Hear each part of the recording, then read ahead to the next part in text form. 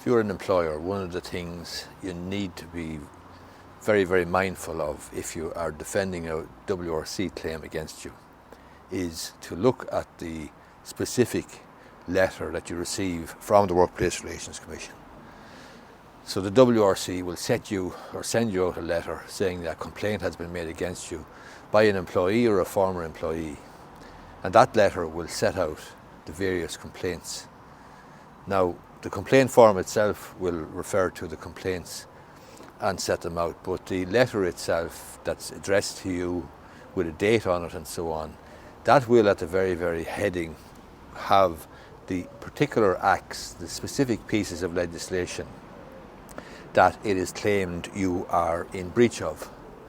And your starting point for any defence of yourself and of your business, the starting point is to see precisely which complaints, which acts you're being accused of.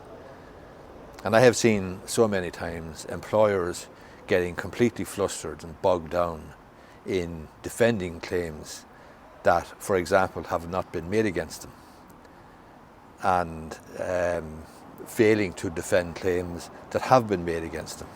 And it's an easy enough mistake to make, I suppose, because some employers with no experience, and indeed some employees with no experience, see the whole process as a sort of a vote of confidence or a judgment on the relationship between employer and employee, which is clearly broken down.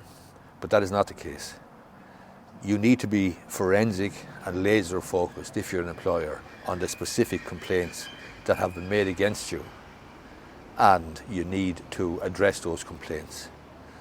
I, for example, was doing a consultation this week with an employer, and in the beginning of his submission he went into great detail about the obligation, the legal obligation or not, to provide a written contract of employment. And yet when I got the letter then from him, from the WRC, the complaint under the Terms of Employment Information Act 1994 was not raised.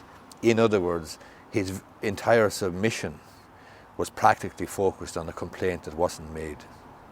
So if you're an employer, you need to be clear, absolutely clear, or else go and get advice, get legal advice. You need to be clear, and if you're an employee as well, you need to be absolutely clear of the complaints, the case you have to meet, what your defence has to be, and so on. But your starting point will be the letter from the WRC, which will set out the specific complaints and the specific pieces of legislation. And on the Workplace Relations Commission complaint form, you're going to see the different complaints, the different areas that the employee has brought the claim about. That's what you need to focus on, not other stuff.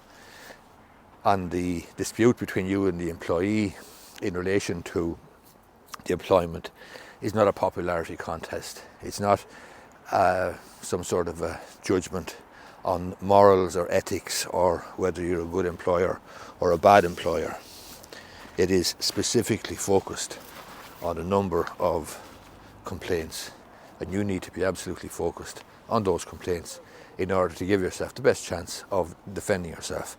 And likewise, if you're an employee, you need to focus specifically on the complaints that you've made and focus on putting your case to win those particular complaints, but not on extraneous stuff.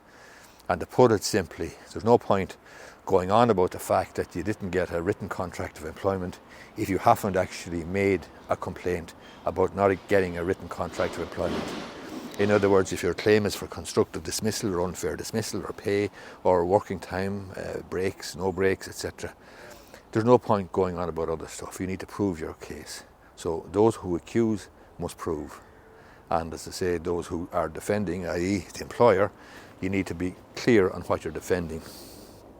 Anyway, I'm just down the canal bank here in Enfield at lunchtime, and as it happened,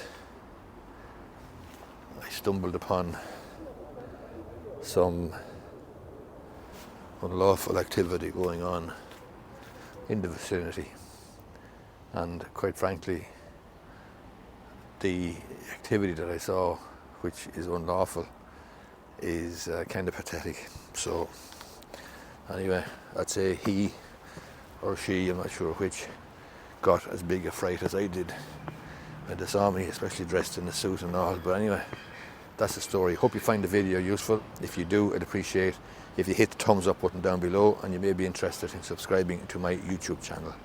If you're not, why not?